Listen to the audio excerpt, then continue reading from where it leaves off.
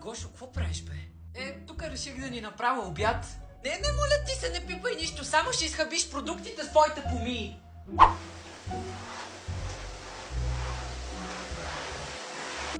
Какво става?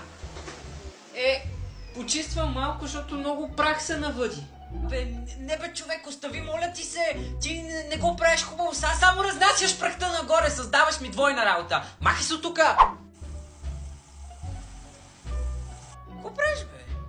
Пих кафе и си мия чашката са, никой не ми е длъжен.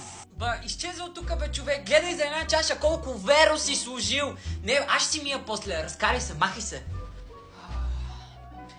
Хубаво, щом не искаш помощ. Ето, веднага. Сяда си на телефона и по цял ден нищо не прави. Нали тук е слугинята, тя ще измие, тя ще оправи, тя всичко ще направи.